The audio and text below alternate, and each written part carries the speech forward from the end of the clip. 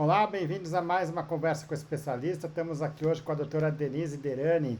Doutora Denise é médica do esporte, médica pediatra, tem pós-graduação em medicina do esporte e do exercício pela Faculdade de Medicina da Universidade de São Paulo, médica pediatra também pela Universidade de São Paulo, membro da diretoria do Núcleo de Estudos de Prática de Atividade Física e de Esportes da Infância e da Adolescência da Sociedade Paulista de Pediatria e presidente da Sociedade Paulista de Medicina Desportiva.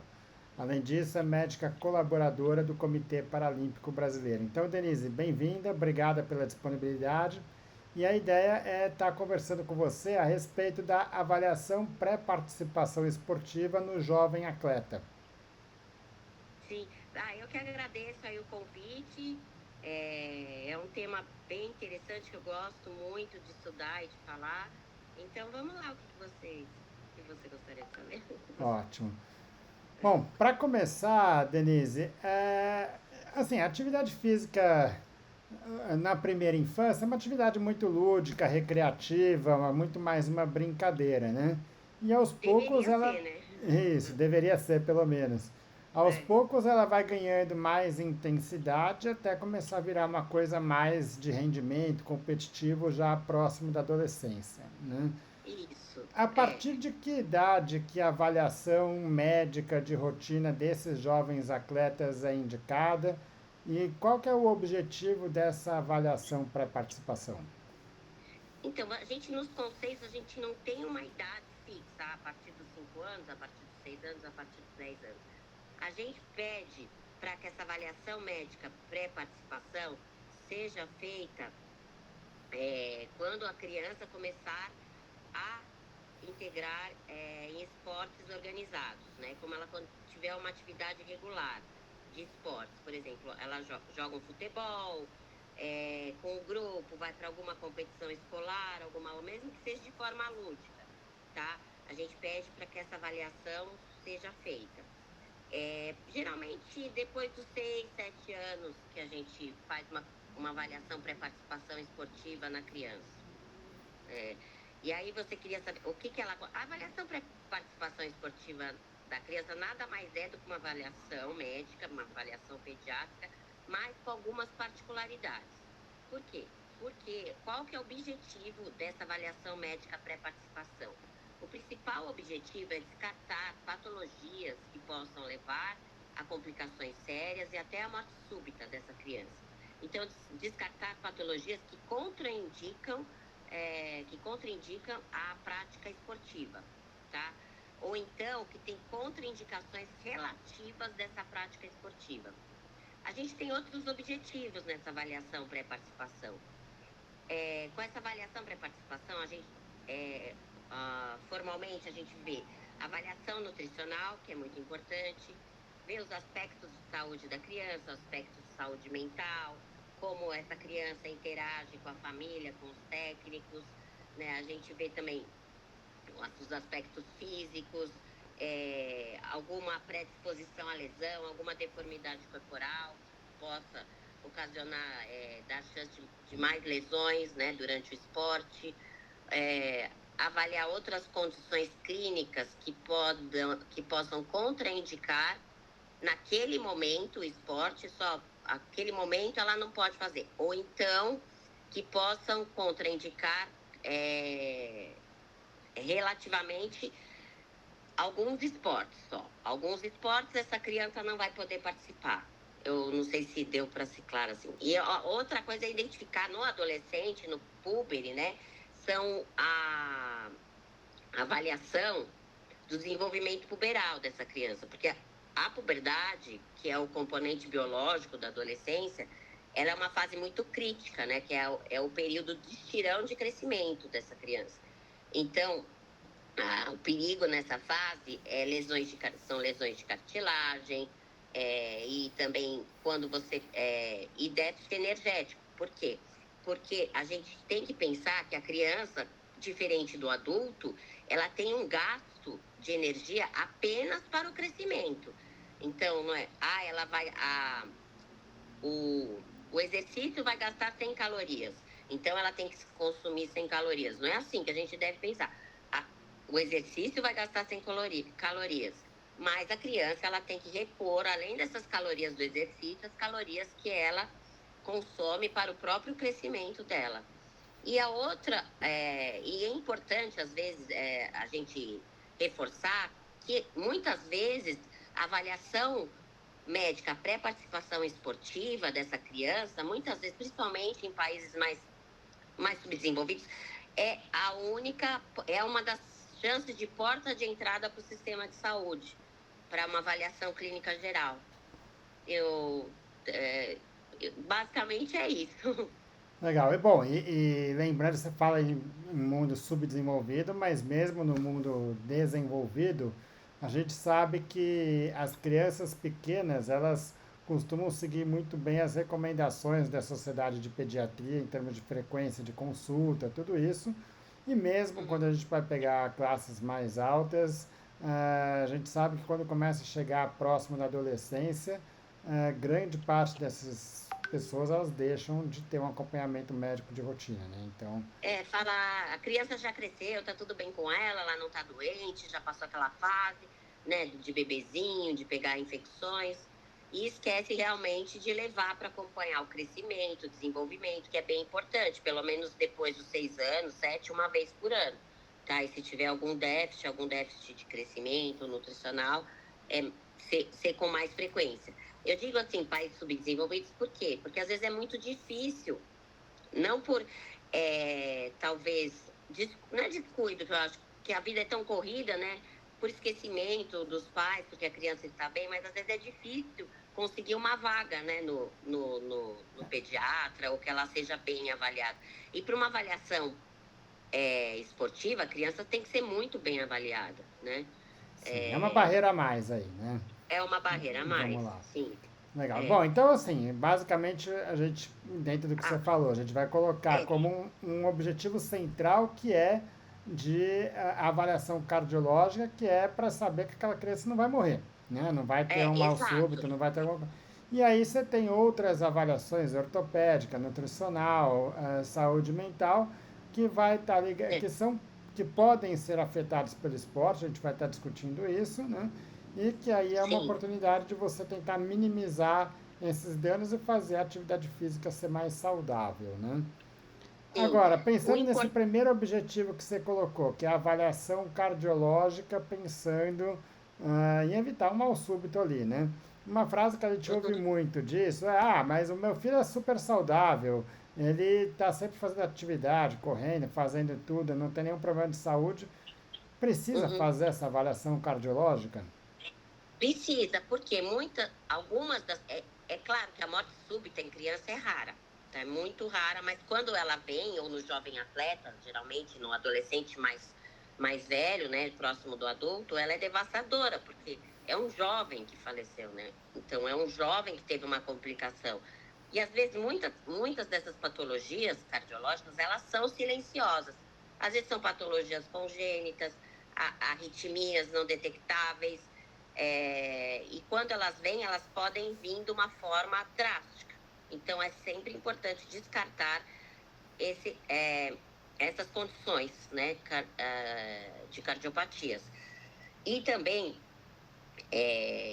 aqui já aprofundando um pouquinho mais, o que é principal na avaliação médica pré-participação? Falando desse aspecto para prevenção de complicações graves na criança, todos os consensos falam numa anamnese bem conduzida, bem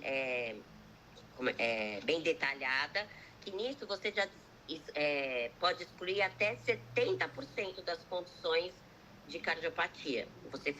A Academia Americana de Pediatria, ela põe os 14 pontos para a Academia Americana de Pediatria, e o American College of Sport Medicine fez uma regra para avaliação médica pré-participação esportiva, onde eles falam dos 14 elementos, tá?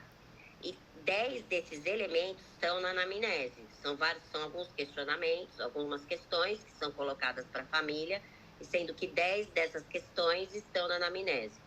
As outras 4 no exame físico. Então, o que a gente fala? Uma anamnese muito detalhada, muito bem feita, e um exame físico minucioso. O que seriam essas 4 condições no exame físico?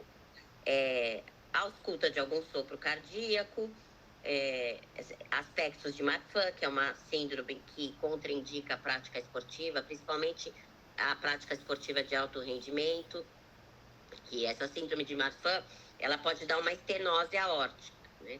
Então, alteração da pressão arterial, e você sabe que eu esqueci o outro 4º elemento, mas eu já lembro. E então, isso é fundamental, uma avaliação física bem feita e um exame físico minucioso. Agora, a Sociedade Europeia de Cardiologia Europeia, que é a que a gente segue aqui, junto com as diretrizes de cardiologia brasileira e da Sociedade Brasileira de Medicina do Exercício do Esporte, e preconiza aquele tripé, né, que é a avaliação, que é a anamnese, exame físico e eletrocardiograma de 12 derivações. Por que surgiu isso? Foi feito um trabalho na Itália durante 15 anos e eles viram que, mas foram feitos de 12 a 35 anos, tá? Entre outros trabalhos, mas esse foi o principal, né? O ponto de partida aí. E aí viram que com o eletrocardiograma conseguiram diminuir as chances de algum mal súbito ou morte súbita em 90%. Então, por isso que ficou preconizado o eletrocardiograma se preconizou o eletrocardiograma de 12 derivações de repouso. Aqui nós não temos uma diretriz no Brasil, tá? Um protocolo definido. A gente segue a diretriz, mas assim, é claro que todo médico, junto com a família, tem a sua autonomia para decidir, tá? Mas que nem eu falei, quando a criança começar esportes organizados, um esporte que vai demandar mais regras, o ideal é que se faça um eletrocardiograma de repouso, além da anamnese e exame físico, tá? É isso que a gente segue aqui. Então, eu aprofundei um pouquinho mais a sua pergunta. Legal. E até se fosse colocar aqui uma observação um pouco dessa questão do eletrocardiograma, uma discussão que é interessante, né? Porque se fala, por que a sociedade americana não recomenda fazer o eletrocardiograma de rotina? Porque lá, de fato, existe uma limitação maior de acesso ao sistema de saúde e se você coloca que o eletrocardiograma fosse obrigatório como pré-participação, isso restringiria ou impediria muitas crianças de praticarem a atividade física. E isso, vamos dizer, teria um prejuízo para a saúde maior do que um ou outro caso que eventualmente você deixa passar sem fazer o eletrocardiograma. Então, ele continua sendo recomendado também nos Estados Unidos. Ele só não é obrigatório, né? Só não é obrigatório. Na europeia, ela é obrigatória para o atleta de alto rendimento. Mas tem um artigo de 2023 que fala da atenção primária básica de saúde, tá? Ele é bem interessante. Ele fala da anamnese, né, da avaliação pré-participação, fala da anamnese que tem que ser bem feita, do exame físico, e ele fala o que eu falei anteriormente, que é da autonomia do médico que avalia a criança e dos pais decidir se vai fazer ou não esse eletrocardiograma, tá? É claro que se o médico observar algum sinal que tem que ser indicado, ele vai indicar, né? Então, é isso que dá liberdade para essa criança que está em atenção primária ou que não faz um esporte de alto rendimento, fazer esse eletrocardiograma, né?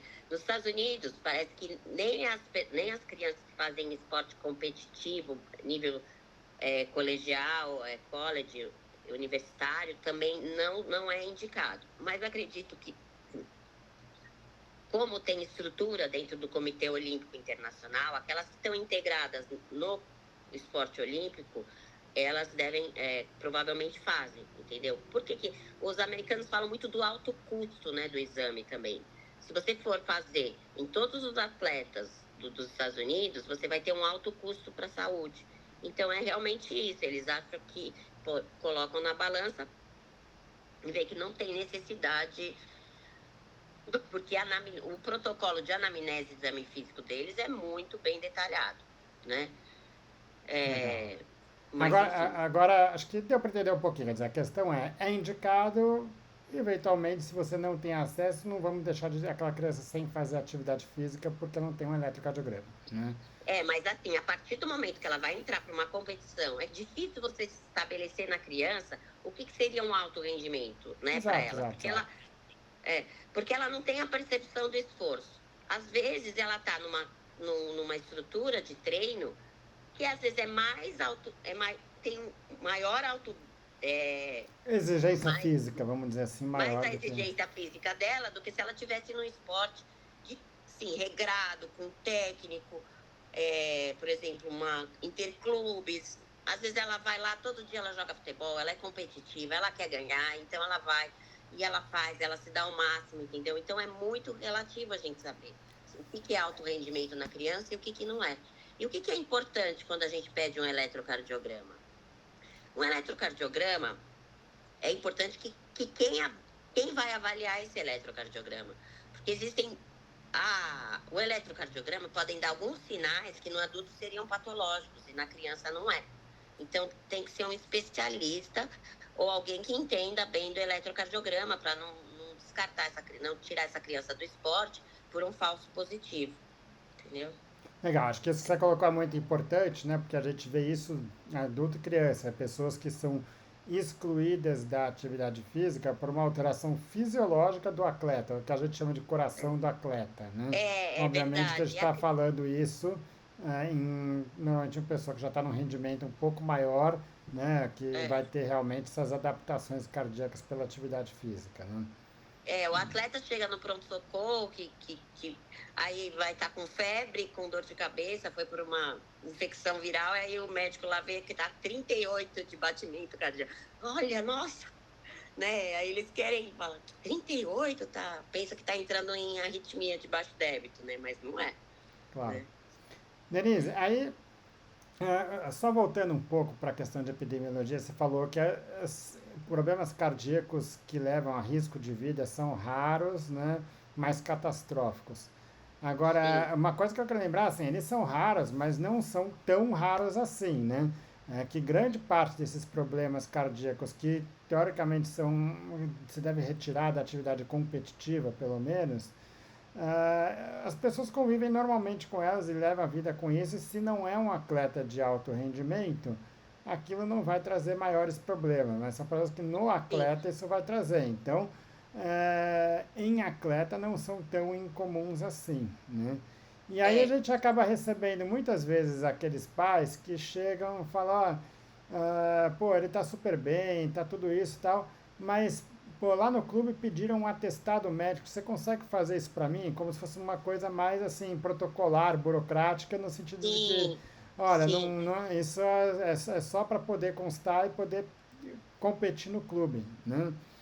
Então, isso é bem frequente, né? Ainda mais pediatra, às vezes eles ligam lá, olha, pede para a doutora fazer um atestado para o meu filho, porque ele precisa fazer, se inscrever no esporte, ou precisa atualizar. Aí, é claro, o que você não faça, né? Por quê? Primeiro que a criança tem que ser avaliada, independente de qualquer coisa. Um atestado não é um simples atestado, né? É um atestado de saúde. Então, a gente tem que ver se essa criança está compatível para a prática daquele esporte, ou para ou para fazer a quantidade daquele exercício. Então, você precisa avaliar a criança. E os pais, às vezes, negligenciam isso, né? Então, quem que é? A função de quem é falar isso? É do médico? Não, não vou te dar o atestado. Tem pais que ficam bravos. Não quis me dar o atestado. Não, mas não vou te dar o atestado. Primeiro que eu vou proteger o seu filho, entendeu? Então, e proteger vocês. E também me proteger, né? Porque vai que eu dei um atestado para uma criança, é claro que eu não vou fazer isso, mas muitos médicos pegam, então, não lembrando que se acontecer alguma coisa, o primeiro culpado vai ser o médico que deu esse. O principal culpado vai ser o médico que deu esse atestado, né? Então, o atestado tem que ser bem conduzido, bem especificado, né? Não é só libero para práticas esportivas, ou então, criança que não pode fazer prática esportiva de alto rendimento, tem que especificar, libero para práticas esportivas moderadas, né? Então, isso vai de acordo com cada criança, né? Não é um atestado geral. Então, a gente tem que, naquele momento, a criança está bem de saúde, precisa retornar em 3 meses para renovar a avaliação. Então, cada um é um, né? Legal. Agora, aí vamos pensar que a gente tem aqui um pediatra que está escutando a gente e que está ali em um ambulatório aí pelo mundo aí, pelo Brasil afora, né? E que recebe essa criança de que falou, olha, eu preciso de um atestado médico para poder participar de alguma atividade. E ele não tem um médico do esporte que vai estar ali para poder encaminhar. Ele vai ter que definir isso por conta própria. Tudo bem. O que, que ele precisa para poder fazer um atestado e falar, ó, essa criança está apta para a prática de atividade física? No mínimo, uma anamnese bem detalhada, um exame físico minucioso, com ausculta cardíaca, né, com histórico familiar de cardiopatia, antecedentes pessoais dessa criança, como foi o nascimento, como foi a vida dela até hoje, se ela já teve algum mal súbito, se ela já teve convulsões, que isso é importante também, né, se ela já teve alguma sinal de alguma lesão importante, por exemplo, uma concussão cerebral. Então, fazer aquilo que eu falei do início, é uma anamnese bem detalhada, né? E o exame físico minucioso, para ver se localiza algum fator que possa contraindicar essa criança. A partir do momento que esse médico perceber que essa criança vai fazer um esporte 5 vezes por semana, com competições regradas, ele tem que pensar, é, que essa criança tem que voltar com o exame de eletrocardiograma para ele, entendeu? Legal. Só voltando insistindo um pouco nessa questão do eletrocardiograma e insistindo nessa questão de um médico que está ali avaliando, que não é um médico do esporte, né? Ele fez essa avaliação detalhada, aqueles 14 itens que você citou, né? Fez uma liberação desse atleta, ele não fez um eletrocardiograma por algum motivo, e essa criança ela tem um mal súbito, infelizmente aqueles casos em que você não fez o eletro e aconteceu alguma coisa pior, né? Uhum. Aqui no Brasil, ele pode ser responsabilizado por não ter solicitado o eletrocardiograma? Como a gente não tem uma diretriz formal, não. Eu penso que não. Ele pode falar que está seguindo a diretriz americana que não recomenda isso, não. A gente não tem uma obrigatoriedade, né? Mas é Então, só lembrar que se tiver acesso, se for possível, o ideal é que tenha, né? Acho que tá ideal claro. que tenha, assim. E Tá. também, se a criança passou com ele fez anamnese física, anamnese e exame físico, e achou algum sinal e não pediu, aí sim, entendeu? Ótimo. Até aqui, Denise, a gente discutiu um lado do jogo, né? Que é aquelas pessoas que não querem muita dor de cabeça. Fala, ó, ele quer jogar, ele quer brincar, né? Dá um atestado aí e é isso que eu preciso, né? Mas a gente já tem o outro lado, principalmente quando já começa a pegar adolescente, mais competitivo, tudo que quer fazer as avaliações que eles veem os atletas fazerem no profissional, né?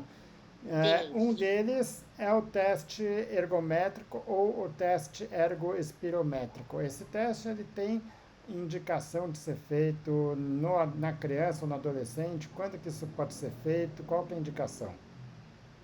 Então, ele pode ser feito a partir do momento que a criança tiver coordenação, né, para poder ficar numa esteira e tem que ser supervisionado. Ele só necessariamente precisa ser feito se você tem indicação, se você tem alguma alteração cardiológica no eletro, e depois tem outros exames até chegar ecocardiograma, ecodoppler, até você chegar no teste de esforço, tá? Agora, se os pais têm condições e a criança vai participar de um alto rendimento, ela pode fazer, né? Não tem contraindicação. Só que a indicação formal é se você tem alguma alteração cardiológica no exame cardiológico, entendeu? Mas contraindicação não tem. A partir do momento que ela tiver coordenação e cognição para responder ao teste, ela pode fazer. Legal, ou seja, naquele atleta que passou por toda a avaliação e não teve nenhum achado específico, que é a maioria das pessoas, né? Aham. O teste de esforço ele não vai ajudar no sentido de prevenir um mal súbito, alguma morte súbita. Quer dizer, são raríssimos os casos que não vão ser pegos no eletrocardiograma e Às que vão vezes ser. que não são pegos antes, mas você sabe que eu não peguei um caso assim. O caso que eu peguei foi um caso bem interessante, que foi um garoto que nadava para duas, sabe aqueles que fazem treino mesmo, 10 mil por dia, treinava de manhã, treinava à noite. E aí ele tinha uns 14 anos na época. E aí ele veio para avaliação comigo. E eu pedi o eletrocardiograma, ele treinava numa boa. Ele veio para avaliação comigo, ele tinha aquela síndrome de Ou Wolff-Parkinson-White, que é parciais. uma arritmia, né? E aí ele foi para ablação para fazer. Então, quer dizer, existe, pega, né? E às vezes são silenciosas. E se ele tivesse uma arritmia uma descompensação dessa arritmia durante o exercício, ele poderia ter uma complicação muito séria, né? Então, mas quando eu escutava esse atleta jovem, ele não tinha nenhuma ausculta, nada. Ele treinava, não tinha nenhum sinal, nenhum sintoma. Não tinha nenhuma queixa. Ele veio para avaliação mesmo. Legal, ou seja, como uma avaliação de rotina, pensando em uma saúde pública, não faz sentido a gente pensar num teste de esforço. Agora, no nível individual, se ele tem um acesso fácil, quer ter uma avaliação mais completa, é um teste que pode agregar. Né? Sim, claro, pode. Depende, né? Depende da idade, porque muda muito na criança. A fisiologia da criança ela é diferente, né? O ideal mesmo, o que vai funcionar, é quando já estiver no pico do estirão. Porque a criança mais nova, esses fatores que são bons para a gente avaliar no adulto, não necessariamente vão ser bons para a criança, né? E fazer um teste Não vão fazer ergospirométrico, diferença para ela, para o treinamento dela, sim, entendeu? não vai mudar, né? Não vai mudar. É Tanto que mais para a mudança aí a gente está pensando em adolescente já já quase adulto, no final do estirão, no final da puberdade, lá pelos seus 16, e que está 17 indo anos. para um nível competitivo maior ali, né? Sim, sim. Tá, legal. E aí só vale lembrar que a gente tem teste de força, a gente pode falar no teste ergométrico, que é um teste que foca basicamente em saúde cardiovascular, e tem o Sim. teste ergoespirométrico, que aí vai estar fazendo uma avaliação metabólica, que vai ajudar a direcionar treino e tudo isso, que É. também Isso vai até pode, fazer, mas né? a criança ela está em crescimento constante, Isso, não só em estatura, né? O organismo dela muda constantemente, né? Então os eu não parâmetros sei são como limitados. estão trabalhando essas categorias de base, se eles fazem, mas eu não vejo fazer, por exemplo, em sub-14, eu não sei, você que tem mais essa experiência nesses clubes, como é que eles fazem? Você sabe, Mitty? Agora eu que pergunto. Olha, não é feito de rotina, né? Quer dizer, Aham. mas acho que até porque tem pouca gente que tem essa experiência de fazer um teste numa criança, mesmo com uma criança mais velha um pouco, né? E aí é mais provável que você vai achar coisa e vai começar a tratar coisa que não precisava tratar, né? E para metodologia de treinamento também não vai Não fazer. vai, exato, exato. É a performance dessa criança que vai te dizer o quanto, porque, que nem eu falei, ela é em crescimento constante, a fisiologia dela é diferente da do adulto. E só vai se aproximar e vão ter benefícios com esses testes quando ela já tiver por volta do seu, é que eu falo no estadiamento de Turner, que é o G4, G5 do menino, que é o final, né, quando ele já está se transformando da criança, já está um homem adulto, e da menina no M3, eu tô falando de estadiamento de Turner, mas assim, não sei se todo mundo, mas tudo bem. Quando ela já está entre M3 e M4, que ela já está finalizando lá em M4, que ela já está mulher adulta. Em M5 ela chega na mulher adulta, né? Então, eu acho que aí sim a gente pode ter um benefício objetivo desse teste, né? Legal. Desses E um testes. último teste que a gente vê as sociedades médicas sempre falam que não deve ser feito de rotina, mas que nos clubes a gente sempre vai ver fazer, que é o ecocardiograma, né? Ele precisa ser feito num paciente Então, saudável, sem outras alterações? Não, o primeiro exame que a gente faz, sem outras alterações, é o eletrocardiograma. Caso você ache é, alguma inconsistência no exame físico e nesse eletro, você pode fazer um eco também. Às vezes, no próprio exame físico, se você vê um sopro diferente, que não seja fisiológico, aí sim é indicado, entendeu? Legal. Bom, seguindo em frente com a avaliação pré-participação, quando que os exames laboratoriais devem ser indicados? Todo atleta precisa de exame laboratorial? Que nível de atleta precisa? Como é que você conduz isso? Então, os exames laboratoriais aí são de acordo com cada caso, né? É claro que no atleta jovem, você tem um maior quando você está no exercício, ele tem um maior consumo. A principal deficiência é ferropriva, tá? Então, a gente, mas isso é específico de cada paciente aí. Pesquisar, fazer esses exames laboratoriais. Um importante que eu acho é o raio-x de punho para a idade óssea, quando a gente tem dúvida nessa fase de crescimento, né? Se ele está acompanhando a estatura média dos pais, né? Se ele está acompanhando a estimativa genética dele. E também o perfil de ferro, né?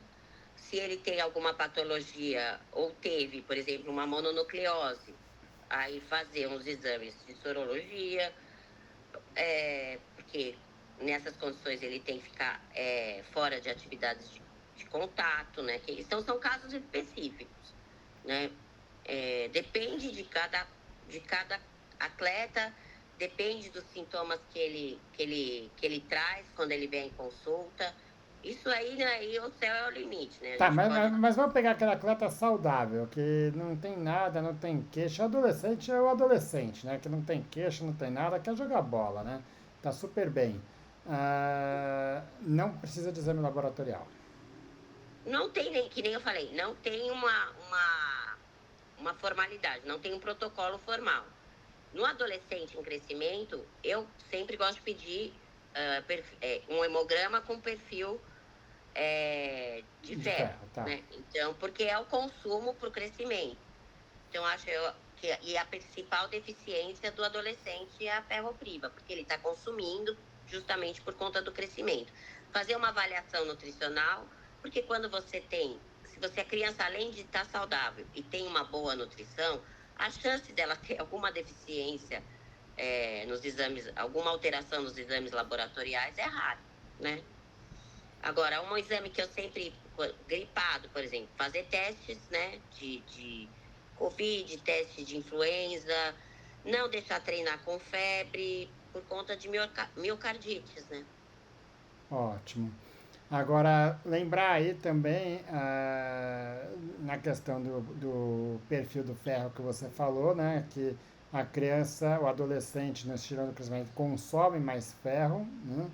Muitas Uhum, vezes ele vai ter uma deficiência nutricional, ou seja, por uma questão de restrição alimentar ou uma sim, alimentação inadequada, e o esporte também favorece as perdas, né? Existe uma perda sim. ligada à parte. E aí, um grupo especial de risco que é mulher quando já está menstruando, especialmente aquelas que têm uma menstruação mais abundante, que aumenta a perda de ferro aí também, né? Também. E também mulheres que praticam, adolescentes que praticam esportes, que necessita de baixo peso, por exemplo, uma ginasta, ela é um esporte que ela não pode ganhar quilos, né? Então elas ficam elas introjetam e às vezes elas podem é, evitar, apesar delas consumirem muito, elas evitam a, a, inge, a ingestão calórica. E aí que a gente vê que é aquela síndrome de baixa deficiência, baixa disponibilidade energética. Isso, eu vou chegar E, um pouco nessa questão da deficiência energética. Agora, uhum, só aproveitando o gancho do que a gente vinha falando, uhum, toda mulher que já teve a primeira menstruação, ela deve fazer uma avaliação ginecológica uma vez por ano. Essa é a recomendação das sociedades de ginecologia. Essa sim, sim. avaliação ginecológica, ela tem alguma importância pensando na atleta, naquela mulher, naquela menina que pratica muita atividade física, que tipo de preocupação que existe com a saúde ginecológica na atleta, nessa É, jovem atleta, né?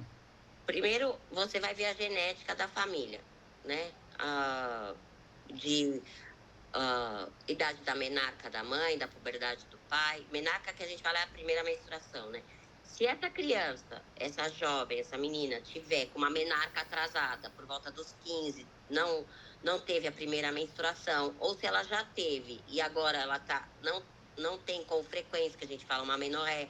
Então, a gente tem que ficar atento a isso. Legal. Vamos dizer, eu acho que os atrasos menstruais podem estar associados a uma prática excessiva de atividade física, junto com outros fatores aí, né? E um Que aí desses. você pode ter, ela pode ter complicações hormonais, diminui a densidade óssea, chance de maior de lesões, né? Legal. E isso pode prejudicar ela ao longo da vida, né? Porque o que você adquire na adolescência, você leva reflexos para o longo da vida. Por exemplo, um obeso, uma criança obesa, sobrepeso.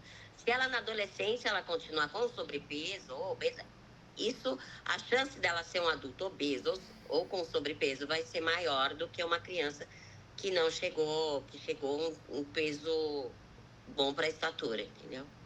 Legal. E essa questão que você falou de atraso na puberdade, tudo isso, a preocupação com isso, principal delas, é com uma condição que é a deficiência energética relativa no esporte, que também é chamada de REDS, né?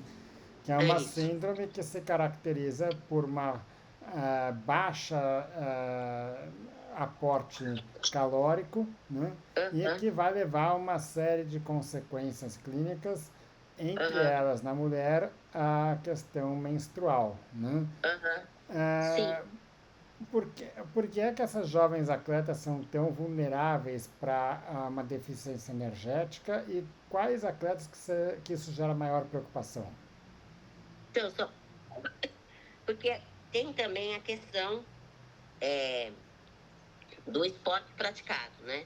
O esporte que necessita de restrição de peso, ou aquele esporte que ela consome muita energia e não, que ela gasta muita energia e não consome. Você tá me vendo? Tô te vendo bem. É que eu não tô vendo você. Tô vendo bem aqui. Uhum. Ah, tá bom. Então, que ela consome, que ela gasta muita energia, mas não consome o necessário, né? Ou então que ela começa a ter aquela distorção de imagem corporal, né? Ao mesmo tempo que ela tá baixo peso, que ela ainda se sente, né, com o peso, ela se vê como acima do peso, né? Que às vezes, isso que a gente fala, né, de distorção da imagem, isso pode ocasionar diminuição da ingestão calórica dela, porque ela vai sempre se restringir a ingestão calórica e desencadear essa síndrome do RED-S. Mas o principal também são esses esportes que ela tem muito gasto energético, ela se especializa precocemente, né, que tem que se especializar às vezes antes do tempo, antes da primeira menarca, né? Porque, por exemplo, a ginástica olímpica, que eu tô falando, a menina, ela tem que ser, a especialização dela é antes da menarca.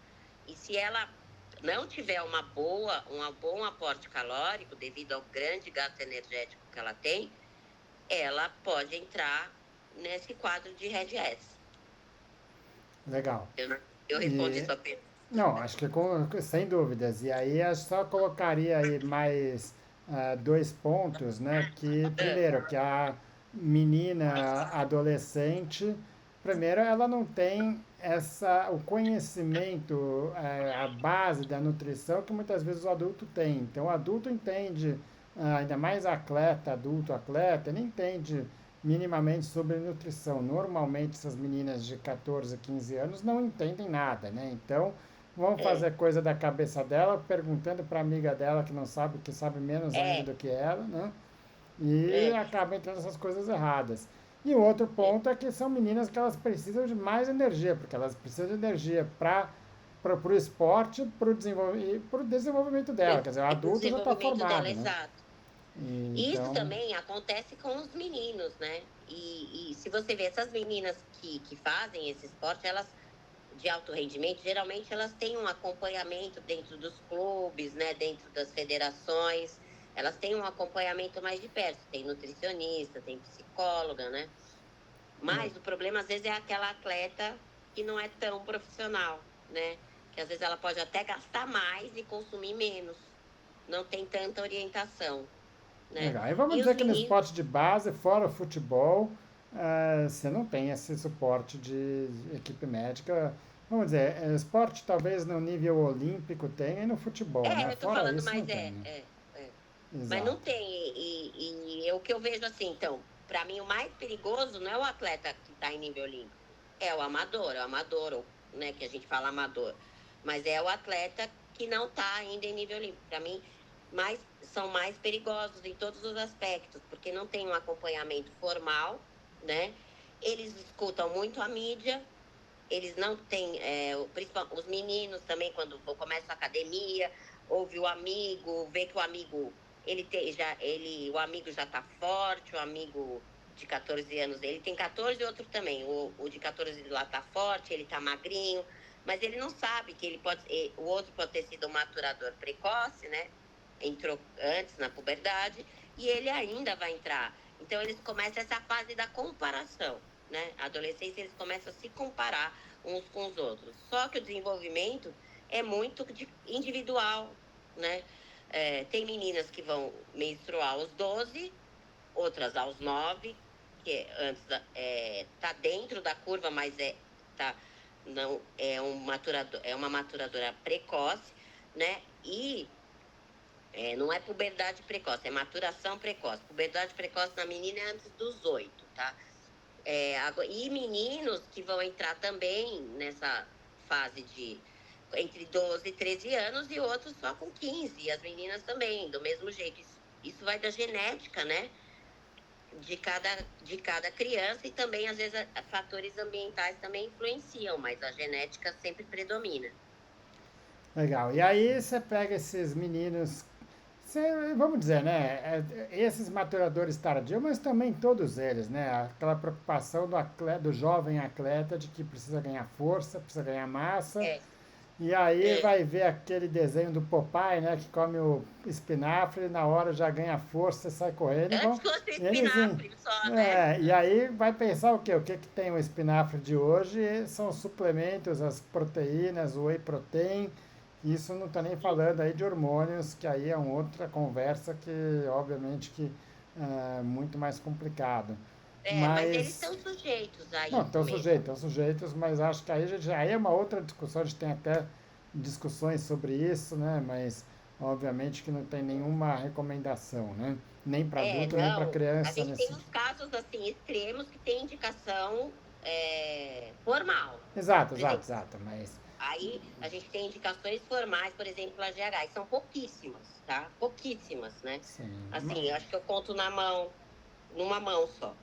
Então, eu não vou também entrar em detalhes aqui, mas a indicação de hormônio em criança é muito restrita, tá? O que é problema desses suplementos? Esses suplementos, eles compram na internet, eles compram do amigo, do vizinho, do treinador, e eles compram, vai no, os YouTubers, né? Então, o que acontece? Eles vão comprar suplementos que podem estar contaminados com esses hormônios esteroides, com diurético, né? Com estimulantes. E isso pode ocasionar, estimulante pode dar arritmias e problemas cardíacos sérios. Esteroides nessa fase também pode dar complicações até de crescimento, né? E também complicações hepáticas, renais. E e os diuréticos, né, para perda de peso. Então, esses suplementos, eles podem sim estar contaminados. Então, é importante também, se a criança não tem problema ela precisar de um suplemento, mas se precisar, esse jovem atleta, que seja bem indicado esse suplemento. O que a gente costuma falar são das empresas nacionais, que passam pela Anvisa, né, que elas têm que ser vigiar. Não fazer em lugares de fórmula, né, que a gente também tem que ter uma. E também pegar esses suplementos que a gente não sabe de onde veio, mesmo até aqueles que vêm dos Estados Unidos, né? Que aqui não passam pela Anvisa.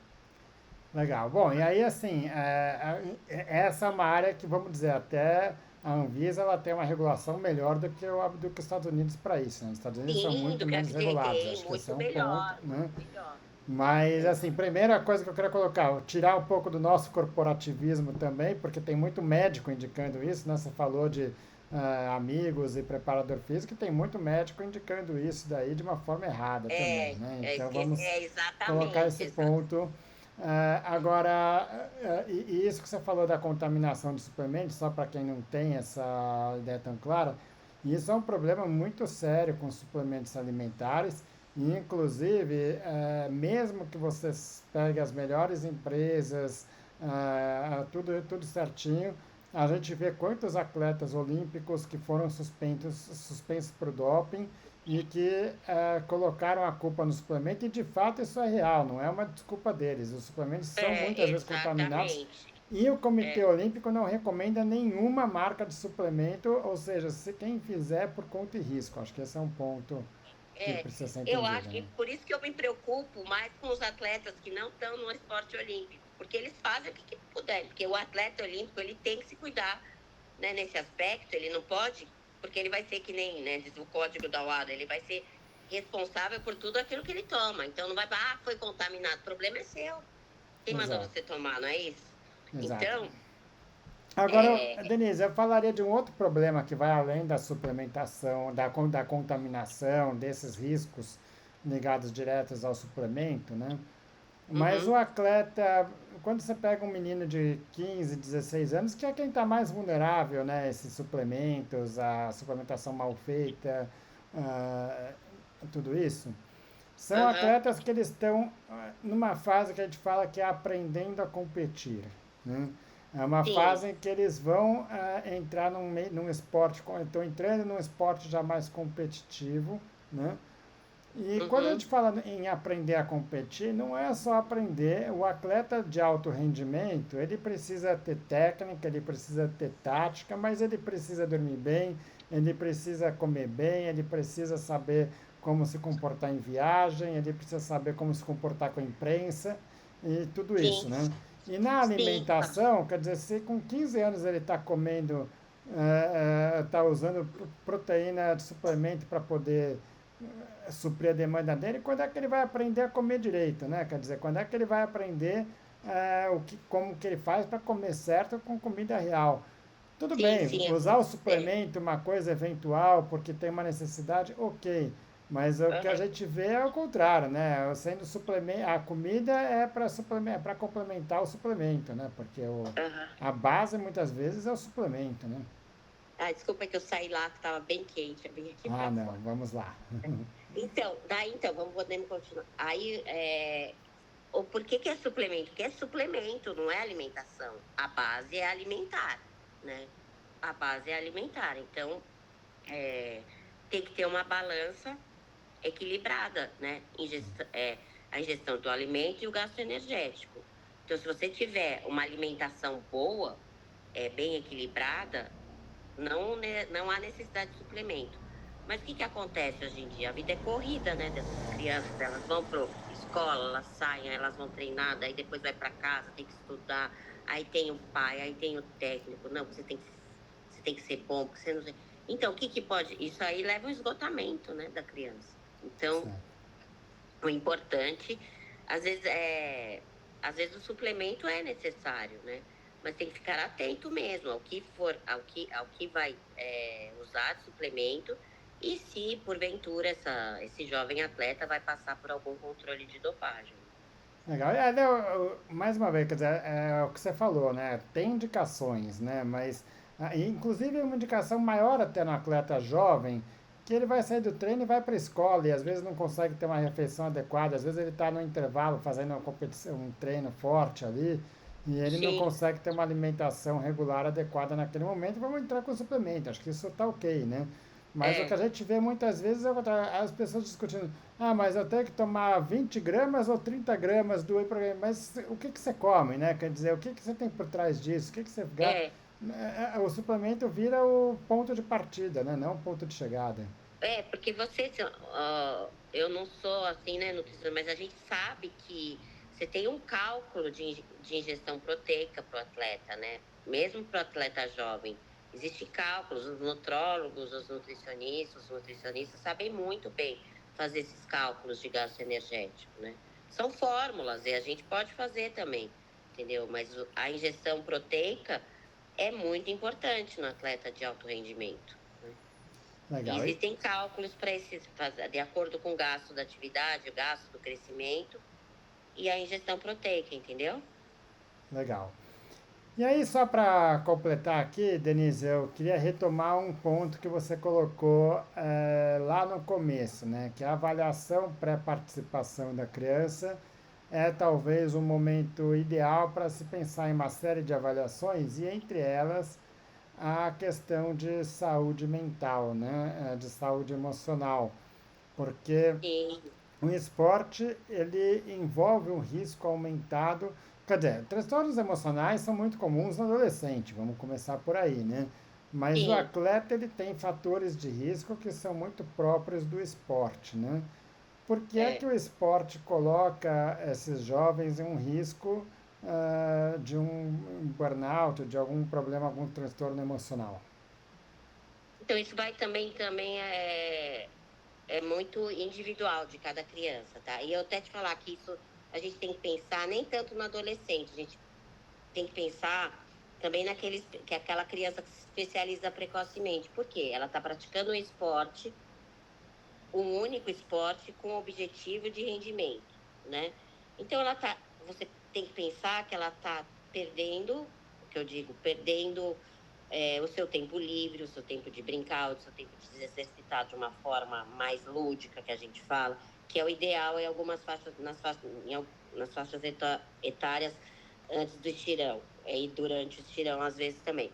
Então, tem o burnout, que a gente fala que é o consequência, o esgotamento, né, do overtraining, a gente pensa que os dois caminham juntos, tá?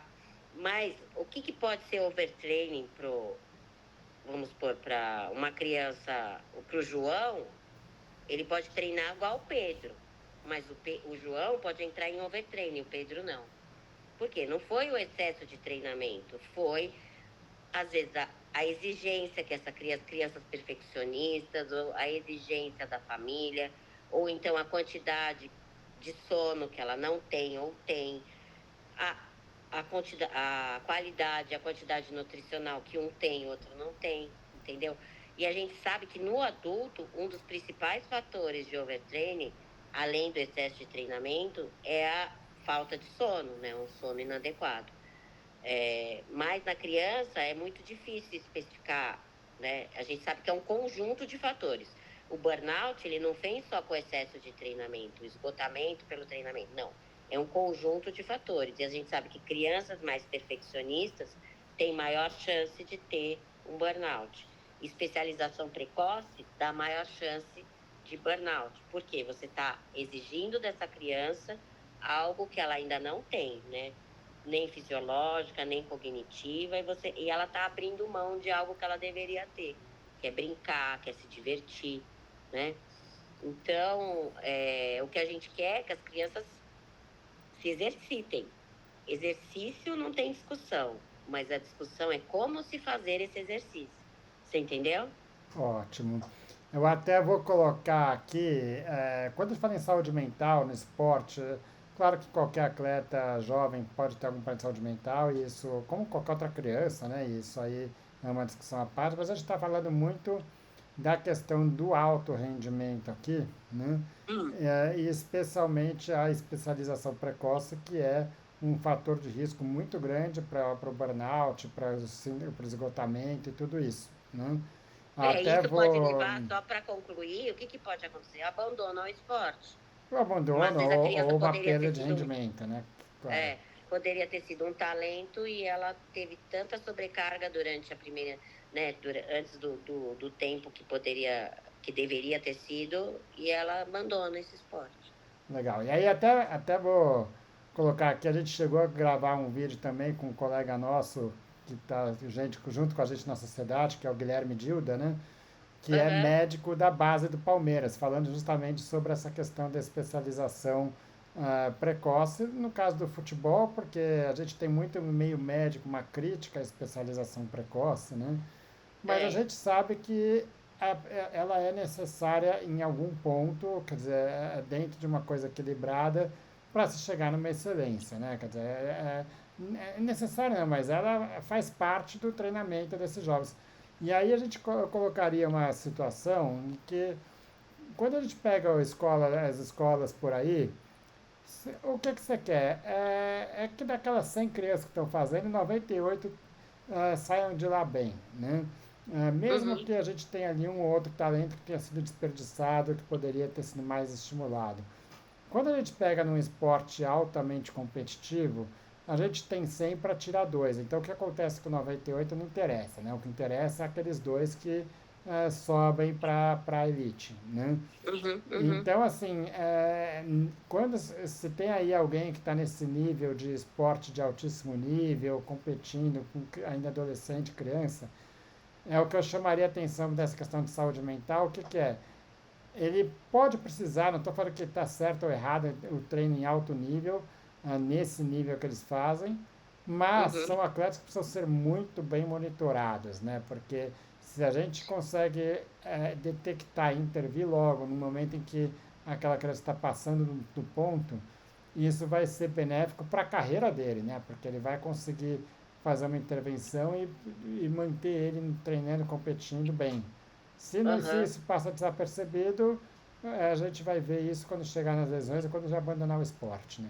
Então, mas é que na criança isso é muito sutil, porque a criança não tem, ou até o adolescente, não tem aquela percepção do esforço que nem tem o adulto. Ele não sabe, estou muito cansado. Ele vai indo, entendeu? Ele vai indo. E às vezes os sinais são sutis, por exemplo, infecções respiratórias com frequência, alterações de humor, que é da adolescente, é da criança. Então, são sinais que às vezes passam desapercebidos, né? Queixas clínicas que não batem muito com o que a gente, com outros fatores, né? Então, aquela criança que está com queixas e que eventualmente você vai ver e falar, não está batendo muito o que ele está falando, né? Sim, sim. E a gente sabe que para alguns esportes realmente precisa de especialização precoce, como a ginástica olímpica, às vezes a natação um pouco antes, né? As meninas que a dança, o balé, meninas, meninos, tanto faz, e que realmente precisam, mas a maioria dos esportes que não precisa, a gente sabe que os atletas, tirando aquele talento, né, que a gente fala que é o fator X ali, né? Que ele vai ser um talento especializando precoce ou não, os maiores estudos são que crianças que tiveram uma alfabetização física, que a gente fala, treinaram todos os movimentos, todos os esportes e foram se especializar na idade adequada, mesmo por estar praticando aquele esporte que gostava durante a infância, elas têm maior chance de evoluir para o esporte de alto rendimento, entendeu? Com certeza. Agora, o problema é que grande parte dos pais entendem que o filho deles é justamente essa exceção aí, esse caso fora da curva, né? É E tipo não o cabe. Michael Phelps da vida, né? Exato, mas e não cabe a gente, como médico, dizer que não é, né? Quer dizer, cabe a gente acreditar nesse pai e entender o que está acontecendo ali e vamos falar, vamos identificar o que está de errado, vamos identificar É, precoce, esgotamento, e aí sim a gente vai ter que intervir, né? na verdade, eu acho que não vale acreditar nesse pai. Eu acho que tem que colocar ele na realidade. Não falar que a criança dele não é. Pode ser que seja mesmo, que seja mesmo um talento, mas a gente tem que mostrar evidências. Olha, a evidência dessa é isso. Se ele especializa, ele tem maior chance de lesão, ele tem maior chance de abandono do esporte precoce, a chance dele evoluir para um atleta por longa vida é menor, né? As Sim. meninas têm chance de desenvolver problemas hormonais, né? E depois, às vezes, até problemas futuros. É, e Sim, acho que então, talvez se fosse uma. Não cabe a gente, não é acreditar, mas é O que cabe a gente é mostrar essa realidade e se é aquilo que eles estão buscando, é saber fazer o acompanhamento muito Saber próximo conduzir dele da forma e para falar, então poder você vai identificar esse precoce e intervir precoce se necessário, né? explicar os sintomas que podem vir de forma sutil, evitar que os pais exijam, né, exigência excessiva em cima da criança, né? Aquele pai que fica na grade do futebol, fala, isso aí é péssimo, né? A Sem gente sabe que dúvidas. não. Quando eu vejo isso, eu fico, ai meu Deus, mas não posso falar nada, né? Legal. Mas é péssimo. Às vezes você sabe que às vezes, não sei, você deve saber que tem clubes que não aceitam pais nos treinos, né? Como regra geral, acho que é uma tendência nos grandes clubes, é isso, né? É, é, Ótimo. é, é. Denise, queria te agradecer mais uma vez aqui. Acho que a gente conseguiu abordar bem essa avaliação e mostrar que essa avaliação ela envolve uma avaliação para minimizar risco de algum evento grave, mas de fato é a oportunidade desses jovens de ter uma É. avaliação médica que possa entender, quer dizer, manter ele no esporte da forma mais saudável, mais adequada e entender que isso daí, por mais que sejam coisas que não vão salvar a vida dele, vão ser coisas que vão ajudar muito a direcionar aquela prática esportiva, né? É, eu vejo assim, a criança, quando a gente avalia a criança, independente de ser atleta ou não, a gente olha tudo isso. A pediatria é uma grande clínica e a medicina do esporte também é uma grande clínica. Se o adulto também não tiver com boa saúde mental, a chance dele performar é muito pequena, entendeu? Então também é multidisciplinar, também precisa de cuidados, né? Então eu vejo que tem uma certa semelhança aí, né? Nas duas Ótimo. especialidades. Denise, obrigado É. mais uma vez pela disponibilidade. Acho que foi bem válida a discussão aqui. Muito obrigada. É um tema que eu gosto de falar bastante, mas depois a gente pode abordar outras questões, aprofundar um pouco mais, mas agradeço muito o convite, João, e parabéns aí pela iniciativa. Ótimo. Gosta de falar e falar bem. Obrigado. Obrigada. Eu não sabia não que eu falava bem. É, é isso aí. Então tá bom, muito obrigada mesmo, viu? Um abraço e parabéns.